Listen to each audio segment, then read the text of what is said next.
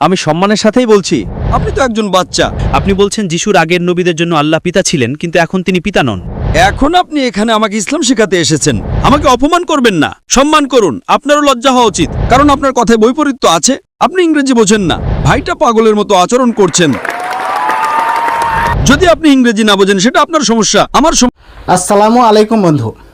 বাংলা একটা কথা আছে না, কোথায় নেতাজি আর কোথায় পেঁয়াজি, কাহা রাজা ভোজ আর কাহা গাঙ্গু তেলি। তো এক খ্রিস্টান মূর্খের সঙ্গে ডক্টর জাকির নায়েকের বিশাল একটা বিতর্ক। তো বেশি কথা বলবো না, চলুন আমরা বিতর্কটা দেখি। আমার নাম গেমেচু তেস্তে। আমার পেশা হলো আমি কিছু শ্রমিকের জন্য জীবন ধারণের কাজ করি। আমি ইসলামে জন্মগ্রহণকারী একজন ব্যক্তি, কিন্তু ইসলামে জন্ম নিয়েও আমি খ্রিস্ট ধর্মে বড় হচ্ছি। আপনি মূলত একটি মুসলিম পরিবারে জন্মগ্রহণ করেছিলেন, তারপর আপনি খ্রিস্টান হলেন? হ্যাঁ হ্যাঁ, ঠিক আছে। তাহলে আপনার প্রশ্নটা কি? তো আমার ঈশ্বর যীশু খ্রিস্ট, তার নামে ধন্যবাদ জানায়। ডক্টর জাকির, আপনার জন্য আমার প্রশ্ন যোহন অধ্যায় 5 অধ্যায় 30 এবং যোহন 14 পদ 28 সম্পর্কিত। সেখানে বলা হয়েছে, আমার মনে হয় আপনি প্রশ্নটা ভুলভাবে উদ্ধৃত করছেন ভাই। যদি আমি ভুল না করে থাকি, আপনি জিজ্ঞাসা করছেন যে যীশুখ্রিস্ট তার উপর শান্তি বর্ষিত হোক বলেছেন, আমি পথ, সত্য আর জীবন, আমার মধ্য দিয়ে না গেলে কেউই পিতার কাছে যেতে পারে না। আপনি কি এটার কথা বলছেন? হ্যাঁ। হ্যাঁ, আপনি সঠিকভাবে উদ্ধৃত করছেন না। আমি কিছুটা শুনতে পেয়েছি, কিন্তু আপনার উদ্ধৃতিটি সঠিক ছিল না। তাহলে আপনি বলতে চাইছেন যে এটা বাইবেলে উল্লেখ আছে, তাই তো? হ্যাঁ। তাহলে আপনি কি একমত যে যিশু বলেছেন আমার পিতা? বাইবেলের সেই যিশু ও কোরআনের যিশু একই ব্যক্তি? আপনি কি এতে বিশ্বাস করেন? তিনি যা বলছেন তার সাথে আমি 100% একমত, কিন্তু তিনি যখন এটা বলেন তখন আপনি এর দ্বারা কি বোঝেন? আপনি যাই বোঝান না কেন, আমার প্রশ্ন হলো আপনি কি একমত? হ্যাঁ, আমি একমত 100%। হ্যাঁ, এখন আমি আপনার প্রশ্ন বুঝতে পেরেছি, কিন্তু আমার বিশ্বাস আপনি বাইবেল সম্পর্কে ভালোভাবে অবগত নন, কারণ আপনার উদ্ধৃতিটি অর্ধেক ছিল, এটি সঠিক ছিল না। আপনি যা বলছেন সেটা বাইবেলের যোহন অধ্যায় 5 পদ 6 থেকে উদ্ধৃত করছেন। না না না, যোহন অধ্যায় 14 পদ 28 এবং যোহন অধ্যায় 5 পদ 30। আপনি কি এই অধ্যায়গুলোর সাথে একমত? সেখানে কি বলা হয়েছে? সেখানে বলা হয়েছে আমার পিতা। যিশু বারবার বলছেন আমার পিতা। আপনি কি কোরআন এবং বাইবেলের যিশুর আমার পিতা বলার সাথে একমত?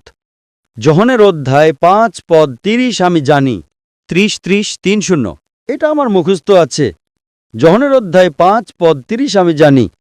হ্যাঁ, সেখানে বলা হয়েছে, আমি নিজে থেকে কিছুই করতে পারি না, আমি যেমন শুনি তেমনই বিচার করি, এবং আমার বিচার ন্যায্য, কারণ আমি নিজের ইচ্ছা নয়, বরং আমার পিতার ইচ্ছা পূরণ করতে চাই। তো আপনি কি একমত? আমি এর সাথে একমত, কিন্তু আপনি আগে যা উদ্ধৃত করেছিলেন তা ভিন্ন ছিল।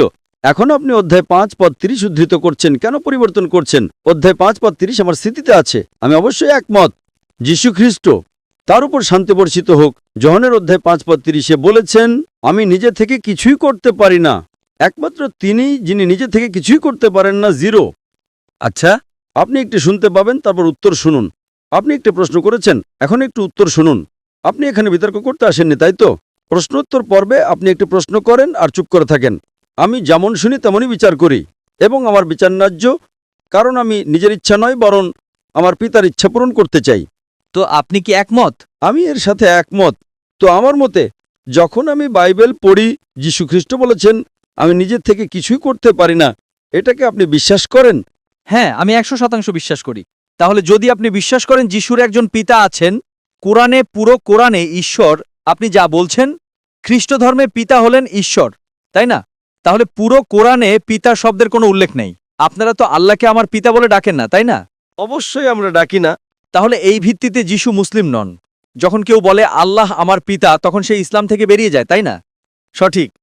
তাহলে আপনি কিভাবে বলেন যিশু, যিনি বারবার বলছেন আমার পিতা, অথচ আপনি তাকে প্রত্যাখ্যান করেন?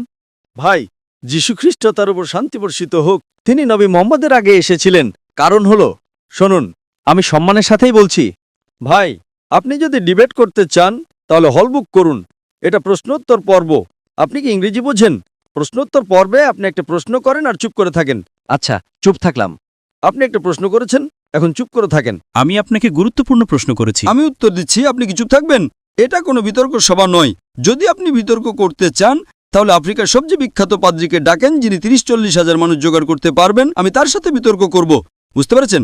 আপনি তো একজন বাচ্চা, আপনার সাথে বিতর্ক করে কি লাভ?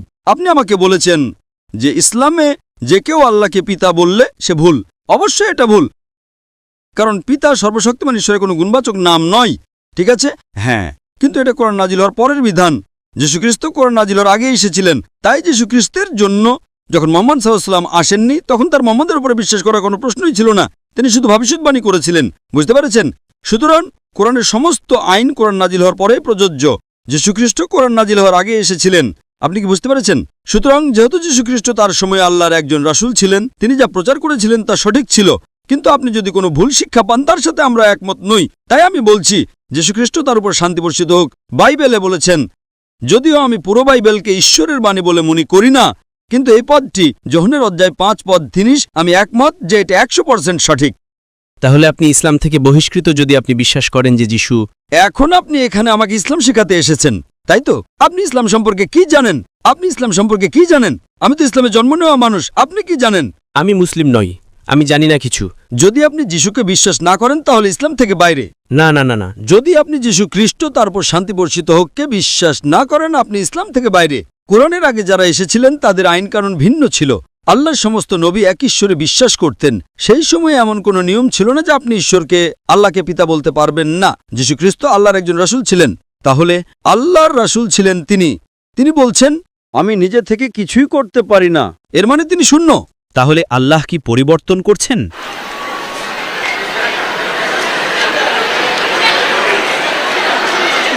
আল্লাহ মন পরিবর্তন করেন না। তাহলে আপনি এমন কেন বলছেন? আপনি বলছেন যিশুর আগের নবীদের জন্য আল্লাহ পিতা ছিলেন, কিন্তু এখন তিনি পিতা নন। আপনি কি চুপ করবেন? আপনি নিয়ম ভাঙছেন। আপনি বুঝতে পারছেন না, আপনি নিয়ম ভাঙছেন। প্রশ্নোত্তর পর্বে আপনি প্রশ্ন করবেন এবং চুপ থাকবেন। আপনার বাধা দেওয়ার অনুমতি নেই। এটা কোনো বিতর্ক সভা নয়। আপনি কি ইংরেজি বোঝেন? আমার মনে হয় আপনার ইংরেজি দুর্বল। আপনার স্কুলে ফিরে যে ইংরেজি শেখা উচিত। ঠিক আছে ঠিক আছে ঠিক আছে, আমার ইংরেজি দুর্বল হলো আমি আপনাকে বুঝতে পারছি। এটা নিয়ে মজা করবেন না, কেমন? সবাই আমাকে নিয়ে মজা করছেন। যখন আপনি ক্লাস 1-এ পড়েন, তারপর ক্লাস 2-তে যান, তারপর ক্লাস 3-তে যান, আপনি ক্রমাগতই বেশি জ্ঞান অর্জন করতে থাকেন। এতে কোনো বৈপরীত্য নেই। আল্লাহর ক্ষেত্র বিষয়টা এমনই। আল্লাহ একা একে ওহী পাঠিয়েছেন। পরীক্ষার বিষয়বস্তু বদলাতে থাকে। আপনাকে কোন বিষয়ে পড়তে হবে তার উপরে নির্ভর করে।